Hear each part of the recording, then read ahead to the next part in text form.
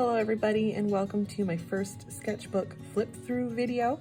I've been experimenting with making lots of different videos for my YouTube channel and trying to get to share my art with more people and to really try to show my students and followers a little bit more behind the scenes. So a lot of people don't realize this, that I haven't been working in watercolors for that long. I actually only started in 2015. I did go to the University of Guelph for studio art, but I think I've only touched watercolors like once or twice before then. I really started watercolors kind of after a long hiatus from art when my son was born, and maybe just a little bit before that. So this is my first sketchbook from 2015, and it's just a little moleskin sketchbook, and I wanted to just flip through it and show you kind of the behind the scenes of one of my first watercolor sketchbooks. So I always kind of want to start off too is reminding everybody that artist sketchbooks aren't supposed to be works of art. They're doodles, they're sketches, they're explorations and tests. So if you ever see people flipping through these like immaculate, perfect sketchbooks, be critical of it in your mind, because for me and for a lot of artists, sketchbooks are not necessarily a place to have page after page after page of like finished, immaculate masterpieces, but just a place to play and doodle and really give yourself that space to explore your craft. And this is from really early on in my watercolor journey too. So just kind of flipping through, I have some thumbnails that I did. I think I was working on a painting from a photo that a friend took on and posted on Instagram. So I was just kind of exploring and experimenting with thumbnails and how I was going to do that painting. You can even see that I must have had a really terrible sketch here because I actually cut it out. So not quite sure if I cut that out on purpose or if I needed to use it for something else. But give yourself permission too that if you don't love a sketch, you can rip it out. Your sketchbooks don't have to be, I keep saying the word immaculate, but they don't have to be perfect every single time. And yeah, so these are some early sketches. I think I just wrote something off of Instagram. And I think these two were a sketch of something that I found off of Pinterest. You can copy things that you find on the internet for your own sketches and sketchbooks. Where it becomes a problem with copying other people's arts and copying other people's photographs is where you take credit for them, or you make money off of them, or you're publishing them as your own. But I don't think there's anything wrong with practicing by copying things you find on art. And if you paint every flower that you find on Pinterest in your own sketchbook, I don't think that's a problem. But just a note too about, copying other people's art and sharing it too. You really shouldn't just be kind of copying other people's art or copying things that you find on Pinterest for your own finished work or for kind of commercial purposes and things like that. Yeah, so I think I got this sketchbook at a time where we were spending a lot of time in London hospital with my son. So I remember being really high up and looking out the window, and I remember kind of taking this kind of skyscape, and I remember being really kind of inspired by Greg Cournot, and he is a famous Canadian artist from London and did a series of kind of a rooftop in London too. And I remember being kind of excited that I was also kind of creating something like that as well. But I remember there was like a Ukrainian church kind of here in the distance, I think, and lots of buildings, and I kind of remember thinking that that's why they call it the Forest City. There were really so many kind of trees everywhere. And there was kind of a closer view of that interesting architecture, like a view from my backyard. So like as an artist and art teacher now, I can see like a lot of areas where I've really improved in technique. And it's kind of neat to see these old works and, things that I would see my students doing, and then I would tell students not to do this, and then knowing that I did it as well when I was starting out. I think that was outside of Starbucks in Waterloo, drawing a bicycle, and that bicycle's kind of all over the place. Yeah, keep that in mind when you're looking at your own sketches too. It's really normal to just not get it right and to have things look wonky and all over the place. We're so critical of our own work. I think it's even hard for me to share some of this too, because I'm super critical of my own work and my own sketchbooks. So I think this was from a painting, a really kind of cheesy old school painting in a friend's living room, and I painted that just while sitting there having coffee. And that was a sketch of kind of across the street from Starbucks on King Street. Got a kind of a flower there. So this is before I really started painting flowers. But I'm really starting to develop here my ink and wash technique where I'm adding ink to my sketches, and this is kind of the beginning of my urban sketching journey. Gristmill and Waterloo. I think this is from a photo. I love this kind of window on a photo in my neighborhood, and I took a photo and then kind of sketched it in.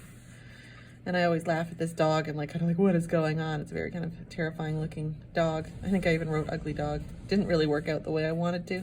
And now it's funny, I do a lot of pet portraits. Some sketching, some milkweed, I think. I think this was a sketch done maybe while camping. I think this is at Arrowhead Provincial Park, but I never really finished it. I took some photos and I think I always intended to go back and finish it. But I love this sketchbook for the size and for the layout, so it's neat to do 2-page spreads and you get this kind of interesting composition. Some tulips, they're my favorite flower. Potted tulips, and I've got some white ink on top of there. Okay, this one I remember doing, and it's definitely from Arrowhead Provincial Park. This is Stubbs Falls from one of my hikes. Really early in starting to paint landscapes, but I always loved this one. I love that kind of wispy tree. I love the way I've got the light, and water's kind of a challenge to paint in watercolor. But I did kind of like this view. I enjoyed kind of sitting there. It was very peaceful.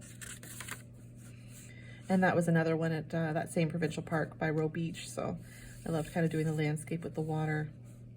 I really liked that one. Belmont Farmers Market, just a sketch. Love that yellow tent in the sun. It's amazing if you start taking these sketchbooks everywhere with you. The best part about urban sketching is you have such better memories than photos. So to me, to have a photo, you kind of remember going there and being there. But when I look through this sketchbook, I really remember the whole atmosphere. It really just takes me back to sitting and painting and being so present. This is from a family vacation to California, and this is one of the big redwood parks. And then back to Waterloo. I think that was a sketch from Waterloo Park. They had that kind of walk along Silver Lake, and we've got some ducks in there. So I don't know if it's kind of dirt or paper fading or quality of my paints, but I'm seeing kind of a lot of muddiness here too. So I wonder if the quality of the paints and paper has kind of been deteriorating over the last 5 years, but maybe not. I was volunteering at the Schneider House back then as well, so I think this was done before one of the meetings of the Spring House, and that's Queen Street, and you kind of come in here. There's a family trip to the aquarium in Toronto, and I remember sketching the manta rays there in the moment, and then coloring it in and adding color when I was back in the hotel room. I kind of loved that one, and I loved the perspective. Sketching in a long sketchbook like this really kind of helps you get out of that kind of 8 by 10 square kind of mentality. I think I got my core chroma set around this time, and that's like a prepackaged set of watercolors, and I must have bought the earth tone set and the core chroma set, so different kind of variety of colors. And that's really early on and starting to experiment in different color palettes. I did a lot with this set. There's a doodle of a garden, like my mom's garden in the summertime, blank page. This is a really significant painting. I'm gonna make another video kind of talking about it, but this was when they found the corduroy road on King Street in Waterloo, and they unearthed it, and they had a kind of an archaeological kind of dig and everything, and it was really neat to watch. So at the time I lived near there, and I'd walk down there frequently to kind of see the progress and see the unearthing of it. And one day I sketched kind of through the holes in the fence, and I sketched it quick, and then I remember finishing the actual drawing in Starbucks. And then I think I just wrote some notes. There was an article in the New York Times about an artist that did like the art for the movie Bambi, and there were some quotes and there was some talk about his style, and I thought it was really beautiful, and I remember writing some notes about that. And I think I just have some more notes from maybe a trip to the AGO. Yeah, this was definitely the AGO because here's one of the pop art rooms. And there was Oldenburg's floor burger, kind of very iconic piece of pop art. And I sat there and sketched it for a little bit. Sketched a piece by Frank Carmichael as well, really quickly. And a lot of the times, art galleries will have these really nice kind of little write-ups about the pieces of art. So sometimes there's quotes by the artists, and I think I was writing notes. So I just got more notes. Interior still life. I think these are some more local artists that I've written down. I'm not quite sure why. An idea. And then, yeah, I love these books too. They have a little storage area too, so I found my original Button Factory membership card too from July. So that right there is my kind of one of my first sketchbooks. I think this is my first watercolor sketchbook, the beginning of my urban sketching journey back in 2015. So I hope you enjoyed the flip through, and follow for more. I'm gonna probably go through my stack of sketchbooks and start sharing a little bit more from my collection. But thanks for watching.